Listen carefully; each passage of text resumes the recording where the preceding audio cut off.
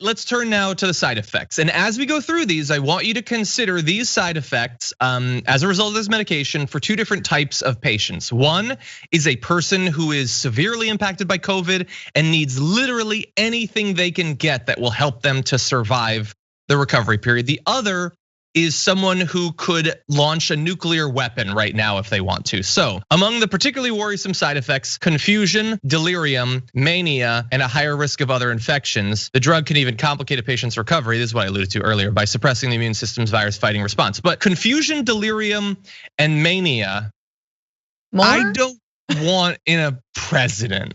More. And it's that, what's that? More of that? We need more confusion, delirium, and mania? Cool. That's not good. That's not good for someone who, it's not like he hasn't transferred power over to Pence, he's still in charge.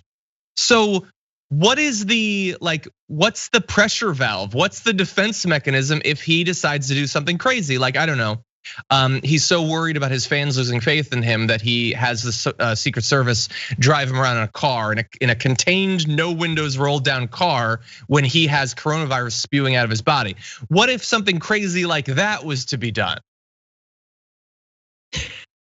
And it happened. I mean, if you didn't see the news. Anyway, yeah. I love the decision.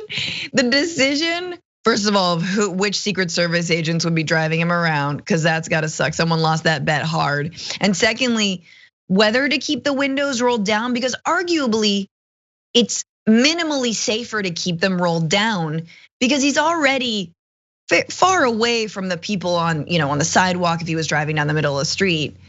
But that's bad optics. Obviously, we would have criticized that anyway. But being in just hotboxing someone with COVID, that's really wrong. Unless those guys are also, they tested positive. Or might, yeah. So supposedly in that vehicle, the windows don't actually roll down, which sort of makes sense. It is the president, but that would also be a good reason to not do it. Not do it at all. You're already tweeting nonstop and sending out a couple videos every single day. Like this, and all the right wingers were like, yeah, I'm really worried about Secret Service getting COVID. Yeah, they're Secret Service, they're badasses or whatever. They're still human. They still have a carbon-based body. Like, it can be infected by viruses. Man, the list of people that we don't have to care if they get sick or die just keeps expanding and expanding and expanding. So anyway, look, like I've been saying, I've said it a million times now, I think he's gonna be just fine. And it's possible that hitting his body with all of these insane medications that he doesn't even probably need could actually get him through this fast, but it also could have other long-term side effects. I mean, the virus itself could have long-term side effects on him in terms of his health. Fatigue and lung damage and all of that, but these could too. And by the way, let's throw one more medication on here. So I mentioned the monoclonal antibodies. So the treatment is supposed to work by neutralizing the coronavirus. That's the idea. The problem is it hasn't yet been fully tested in humans. We only have documented research of it being tested on primates. And I guess this is sort of an edge case here, but this is not like, this is literally an experimental unapproved. The FDA is just like, I don't know, we need time. And you'll notice one other thing. But they're probably like, look, this size of a hamster brain, that's pretty much on par. Let's do this, like they're not really worried about causing any more damage. It's hard to imagine how you can between the hairspray and the Iadarola. I know you're about to finish that, but I also want to say that we don't know if the president has another pre-existing condition beyond being obese and pretty visually unhealthy, sort of, but whatever.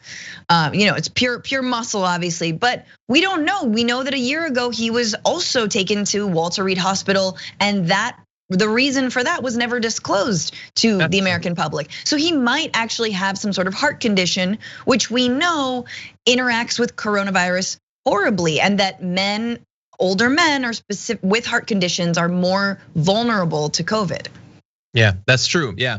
Well, we never found out exactly what it was about. The idea was that it was a routine physical, but he did leave it and then tweet, I didn't have a series of microstrokes. So That's weird. Here's one other weird thing though. So we've gone through all the different things he's on. Steroids that supposedly he doesn't need, primate antibodies, all of this stuff. Did you notice the medication that he's not on? Out of all of that long list, no hydroxychloroquine. Ain't that weird? Remdesivir and dexamethasone and antibodies, chimp medicine. No hydroxychloroquine. It's so weird that he doesn't want any of that. But look, again, he's on a lot of stuff, and in those pre-existing conditions, man, the doctor over the weekend was asked a question about comorbidities, and he said the president is, and he paused, slightly overweight. So the thing is, like, I'm not bringing this up to body shame him or whatever. I'll pass to Francesca and she'll take care of that in a minute. But it's, can we trust the doctor to give us accurate information about the physical condition of the guy that remains in charge with an immense power to do virtually anything? And that doctor stood there and said he's slightly overweight. I'm slightly overweight at least. Like, nothing against Trump, whatever. He's not slightly overweight. That is just not factually accurate. It's just not. And this guy, it wasn't Kayleigh McEnany.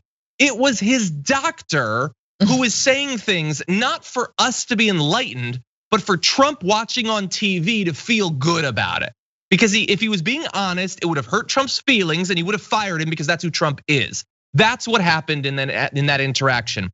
And do you want a doctor who is so obviously scared about losing his job at a moment's notice to be in charge of giving us information and possibly even be in charge of the president's health? They're clearly doing things that he wants done that doctors don't think are necessary. Is that a good idea?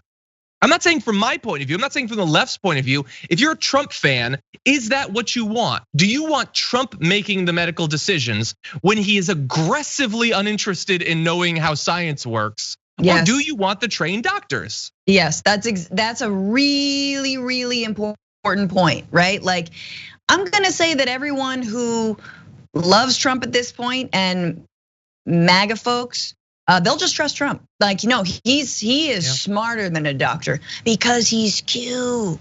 He's queefanon, and so therefore, Queef had this whole like backstory where he like had medical training in like Siberia. It was this whole thing. Anyway, point is he's smarter than the doctors, and they would trust him. But if you're being honest, if you actually care about this guy, do not listen to a word he says. Put a mask on his face and don't listen to a thing he tells you.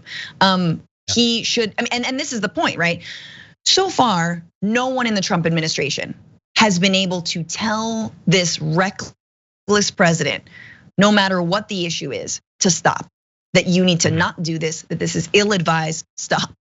Some genius sarcastically said, put on a menu of options to kill an Iranian general because they were trying to trick him into doing the less crazy thing. Well, think about that with coronavirus. If it's out there, he wants it. I'm sure every day he's saying hydroxychloroquine. Every day he's saying that. But I guess it doesn't work. And of course, Fox News will never tell their viewers that. Yeah.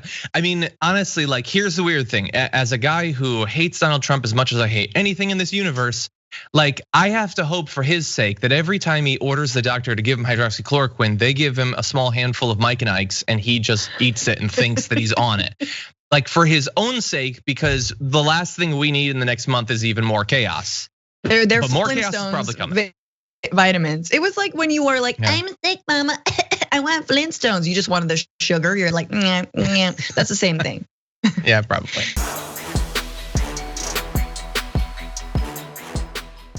For more political news, breakdowns, interviews, stories of activism, and me trying my hardest to care about the occasional big celebrity news story, subscribe to our YouTube channel at youtube.com/The Damage Report. And you can ring the bell wherever it is so you don't miss anything.